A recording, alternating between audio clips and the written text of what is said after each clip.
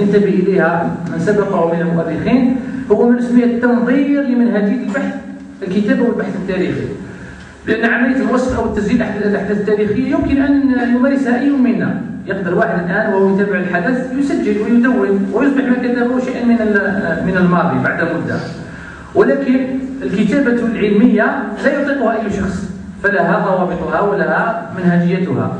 ابن خلدون اهتم بتسجيل وتدوين الحوادث التاريخية، ولكن اهتم أيضا وهذا جانب من إسهاماته الكبيرة في التنظير لمنهجية الكتابة والبحث التاريخي، يعني حدد لنا قواعد المنهج ودعا المؤرخين والذين يهتمون بتسجيل الحوادث التاريخية الالتزام بها حتى يكون ما يكتبونه وما يدونونه وما يقولون من أخبار صحيحة، لأنه ليس كل ما يسمع صحيح وليس كل ما يسمع يصدق، فينبغي على المؤرخ أن يتسلح بأدوات منهجية ويطبقها حتى نستطيع أن نقول بأن ما يكتبه وما يدونه له من المصداقية العلمية ما له. لكن الشيء المهم والذي يعني يفوق به فيه ابن خلدون غيره من المؤرخين الذين سبقوه سواء مؤرخ المسلمين أو غيرهم ليس عنايته بالتاريخ أي تدوين الأخبار التاريخية، فهذا كما يقول أحد الباحثين يشترك فيه مع غيره من المؤرخين. كل المؤرخين لو نزل أمثلة مثل المسعودي أو الطبري أو غيرهم دونوا يعني قدموا لنا كتبا في التاريخ. لما نروح الآن مكتبة في المسجد شوفوا كتاب الطبري، شوفوا كتاب المسعودي مروج الذهب إلى غير ذلك من الكتب التاريخية. هؤلاء اهتموا بتدوين الأخبار التاريخية. ابن خلدون أيضا اهتم بتدوين الأخبار التاريخية، لكن عندما نقارن ابن خلدون مع غيره ممن سبقه من المؤرخين من فحول المؤرخين من كبار المؤرخين قد نجدهم يتفوقون عليه فيما يخص عملية التسجيل وتدوين الأحداث التاريخية. لكن ما الذي يميز ابن خلدون عن غيره من الذين سبقوه من المؤرخين أو حتى من الذين عاصروه؟ كما يقول بعض الباحثين أن ابن خلدون ما يعطيه مكانة العلمية المرموقة وما يبرر ويسوق حديثنا نحن عليه اليوم ليس عنايته بالتاريخ، فهذا يشترك فيه مع غيره من المؤرخين، بل قد يوجد من بينهم من يتفوق عليه في هذا الصدد. إنما الذي يعطي المكانة العلمية والمرموقة لابن خلدون هي جهوده في تفسير التاريخ وتعديل الحوادث التاريخية. هذه الإضافة الجديدة يعني التي سيقدمها ابن خلدون ستكون نقلة نوعية في مجال البحث التاريخي، ليست تدوين الأحداث التاريخية وإنما البحث بما سميناه تفسير التاريخ. ما معنى تفسير التاريخ؟ أي تعديل الحوادث التاريخية. كيف حصلت هذه الحوادث التاريخية؟ لماذا حصلت؟ ما هي القوانين والسنن التي تحكم يعني الحركة التاريخية؟ هل الحركة التاريخية تسير هكذا يعني دون أن يحكمها ضابط أو دون قوانين أو دون سنن؟ ابن خلدون يعني وهذا ما امتاز به عن غيره وأنه وهذا ما يعطيه كما ذكرنا مكانة علمية مرموقة هو جهوده في تفسير التاريخ وتحليل الحوادث التاريخية. حتى أن أحد كبار المؤرخين هو المؤرخ الإنجليزي العالمي روبرت كلينس ماذا يقول؟ يقول ويؤكد على أن المؤرخين العرب يعني جميع المؤرخين الذين سبقوا ابن خلدون قد جمعوا المادة التاريخية، يعني كان همهم وكان دورهم ماذا هو؟ التاريخ بالالف مش الف اللينه، التاريخ. والتاريخ المقصود به ان ندون الحوادث التاريخيه سواء ما عاصرناه او ما نقل الينا مما لم نشهده ولم نعيشه. اذا يقول ان المؤرخين العرب قد جمعوا الماده التاريخيه، لكن ابن خلدون هو وحده من استخدمها. ما معنى ذلك؟ ابن خلدون هو وحده من استخدمها، يعني تجاوز مستوى تسجيل الأحداث التاريخية إلى محاولة استقراء تلك الأحداث التاريخية واستخراج القوانين والسنن التي تنتظمها. مثلا هذا القصص القرآني عندما نقرأ القصص القرآني ما الفائدة منه؟ هل يصبح التاريخ بالنسبة إلينا عبارة عن قصة يعني نسردها على أبنائنا الصغار حتى يناموا، أو أخبار هكذا نتسلى بها، أم أن دائما رب سبحانه يقول لقد كان في قصصهم عبرة لأولي الألباب؟ يعني عندما نقرأ تاريخ الأمم السابقة ولا حتى الأمم التي تعاصرنا ما هو الهدف؟ هل فقط يعني عبارة عن كرونولوجيا الأحداث حصل في سنة كذا حصل كذا في سنة كذا حصل كذا، أم أن المغزى الأعمق من التاريخ هو البحث فيما وراء تلك الحوادث التاريخية، هو الوقوف على القوانين والسنن التي تحكم هذه الحوادث التاريخية؟ هذه الأمم التي أسست حضارات مثل الحضارة المصرية ولا أي حضارة أخرى، أسست حضارات كبرى، والآن الشواهد التاريخية تدل على ما وصل إليه هؤلاء من تقدم علمي وتقدم يعني في الهندسة، في البناءات الإنسان المعاصر، ولم يستطيع أن لم يستطيع أن يبني الأهرامات كما بناها المصريون القدامى رغم يعني التطورات التي حصلت في وقتنا. هل نقرأ تاريخ تلك الأمم من أجل التسلي ومن أجل يعني كقصة كما قال كقصة يسرد علينا خبرها، أم أننا ينبغي أن ندرس التاريخ كظواهر يرشدنا التحليل إلى جوهرها وإلى سنة الله فيها؟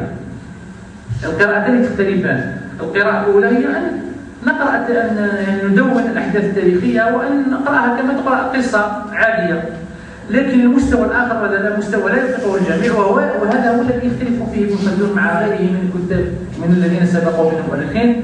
وكان نقل نوعية الفكر الإنساني هو أنه دعا إلى ضرورة أن نبحث في العلل والأسباب، حتى أنه الكتاب وهذا سمى كتاب والعبر وديوان المبتدأ والخبر. يعني شوف التسمية كأنه يشير إلى الهدف من تأليف هذا الكتاب اللي هو محاولة استقراء السنن والقوانين التي تحكم الظواهر الاجتماعية. يعني حتى أن أرنولد توين في هذا الفيلسوف البريطاني يقول ينبغي أن نميز بين عصرين، بين عصر ما قبل ابن خلدون وعصر ما بعد ابن خلدون. لماذا؟ لأنه قبل عصر ابن خلدون كان الناس هكذا يتداولون الأخبار التاريخية ويكتفون بنقلها غثا وسميا ما صح منها وما لم يصح. أما ابن خلدون فقد كان نقل نوعية الفكر التاريخي لأنه دعا أول حاجة إلى أو أسس لمنهجية البحث التاريخي، ويعني أعطانا مجموعة من القواعد اسمها قواعد البحث التاريخي.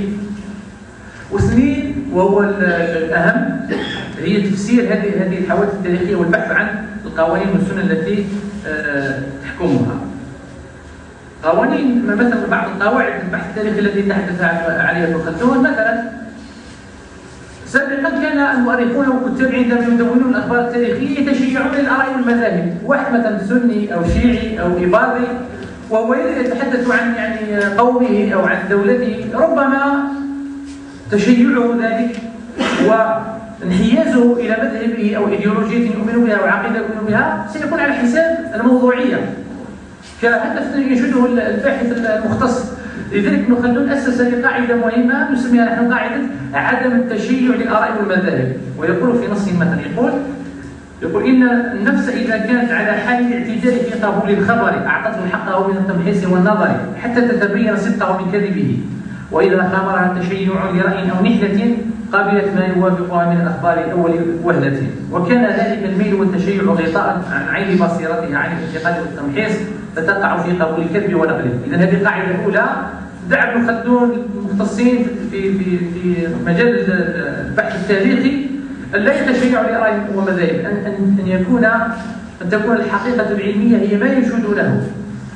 مثلا قاعدة أخرى قاعدة الثقة بالناقلين، يعني ما دام فلان نقل لنا الخبر وما دام ذلك الشخص ثقة نقبل ما قاله. ابن خلدون يقول لا ينبغي أن نثق في الناقل مهما كانوا، وإنما دائما أن ننتقد ما نقلوه إلينا، فإذا كان صحيحا سلمنا به وإذا كان غير ذلك رفضناه. وشوف مثلا عندنا المختصين في الدراسات الحديثية يعني أسسوا مناهج لتتبع مثلا تقص الحديث النبوي، مش أي واحد يجيب لنا قال النبي صلى الله عليه وسلم نسلم به، بل يعني هناك علماء كبار يعني اجتهدوا أعمارهم كاملة لكي يؤسسوا لنا لمنهجية دقيقة في تتبع نصوص الأحاديث، وصنفوها ما هو صحيح منها وما هو ضعيف وما هو موضوع إلى غير ذلك. إذا وضعوا مقاييس دقيقة في هذا السياق. أيضا من القواعد التي تحدث عنها ابن خلدون وسميناها احنا قواعد المنهج في البحث التاريخي الجهل بطبائع الأحوال في العمران. وجد أن الكثير من الأخطاء التي وقع فيها المؤرخون الذين سبقوه جاءت من هذا الطريق، أنهم لم يعني يطبقوا هذه القاعدة في دراساتهم وبحوثهم. الجهل بتطبيق الأحوال على الواقع، أي عدم تحكيم العقل في ضوء القوانين التي يسير الكون بحسبها، فيقبلون بعض يعني الأخبار الواهية التي لا يسلم بها لا عقل ولا منطق سليم. ما المهم الأصل عندهم أن يسجلوا، يعني حتى يصبح المؤرخ هنا إذا استخدمنا هذا التعبير أشبه بأداة التسجيل وبالصحفي الذي يعني يسجل كل ما يسمع دون ان يعني يتعمق وان يبحث في مدى صحه ما يصل اليه من تلك الاخبار، ولو تتبع المقدمه وتطالعون يعني المقدمه في الصفحات الاولى منها كلها ابن خلدون يتحدث ويضرب لنا امثله من الكتب الذين سبقوا من المؤلفين القرن المقدمه موجوده اخرى في المكتبات العامه والخاصه، يعني كل الفصول الاولى التي عقدها ابن خلدون في المقدمه كلها مثلا الفصل هذا وش يقول فيه فضل في علم التاريخ وبين اهميه علم التاريخ وتحقيق مذاهبه والايماع لما يعرض للمؤرخين من المغارب، يعني يبين كثير من الاخطاء التي وقع فيها المؤرخون وكبار المؤرخين، يعني من بينها مثلا انهم ينقلون اخبار لا يسلم بها المنطق السليم وذكر امثله ولاحظها بمنطق يعني علمي سليم، فكانت المقدمه بذلك نقلت نوعيه الفكر الانساني. اذا هذا فيما يخص منهجيه البحث التاريخي. الان نبدا نتكلم عن ظاهره التغير الاجتماعي. ظاهره التغير الاجتماعي، الامام ابن خلدون كان من السباقين الى التنبه الى هذه الظاهره على ان التغير هو سنه كونيه تطال كما تطال الكائنات الماديه تطال المجتمعات وتطال الافراد. فسجل في قول قائلا مش يقول هو يتحدث عن ظاهره التغير الاجتماعي، يقول ان احوال العالم والامم وعوائدهم ونحلهم يعني عقائدهم وايديولوجياتهم ومذاهبهم لا تدوم على وتيره واحده ومنهاج مستقر، ما كانش ثبات، هناك حركه، يعني الثابت الوحيد هو الحركه، انما هو خلاف على الايام والازمنه وانتقال من حال الى حال، وكما يكون ذلك في الاشخاص والاوقات والامصار فكذلك يقع في الافاق والاقطار والازمنه والدول. ربما احنا نتمنى القضايا بسيطه ويعني معروفه ودرج عليها الناس، ولكن دائما عندما نحكم شخص نحاكمه الى عصره كيف كان الناس يفكرون في تلك المرحله، يعني العمر الزمني للانسانيه في تلك المرحله ليس العمر العقلي اذا صح الانسان كعمره الان. الجان كنا يسلمنا بان الارض يعني محموله على قرن ثور او شيء من هذا القبيل، ولكن بالنسبه لنا نحن الصبي الصغير اليوم يعتبر هذه تراها او شيء يعني شيء غير لا يسلم به لا الانسانيه تطور في مستوى تفكيرها. قلت يعني تنبه الى هذه الظاهره وسجل هذه الكلمات يعني متحدثا عن التغير كسنه كونيه، وتفطن الى هذه الظاهره وعتب على غيره من المؤرخين الذين سبقوه انهم لم يكونوا ينتبهون الى هذه التغيرات التي تطال الظواهر الاجتماعيه والانسانيه، وعتب على غيره ممن يقولون الاخبار ويسجلون الظواهر ولا ينتبهون الى ما يلحقها من التبدل والتغير، واعتبر ان ذلك يعني عدم التنبه الى سنه التغير هذه من اسباب الاخطاء التي وقعوا فيها، ونقلوا الينا بعض القضايا غير صحيحه. يقول ابن خلدون والنص له: فربما يسمع السامع كثيرا من اخبار الماضين ولا يتفطن لما وقع من تغير الاحوال وانقلابها فيجريها لاول وهله على ما عرف ويقيسها على ما شهد، وقد يكون الفرق بينهما كثيرا فيقع في مهوات الغرض. هذا فيما يخص تنبهه الى هذه الظاهره المهمه اللي هي ظاهره نسميها ظاهره التغير الاجتماعي، هي يعني سنة كونية تحكم كما تحكم الاجتماع الإنساني تحكم أيضا الكون المادي. ابن خلدون قدم لنا النظرية في تفسير عملية التغير الاجتماعي هذه التي تطال المجتمعات. ونحن عندما الآن نطالع الكتابات التي يعني قدمها الكتاب والمفكرون حول ظاهرة التغير الاجتماعي نصنفها إلى مدارس أو إلى نظريات أو إلى اتجاهات عن اتجاهين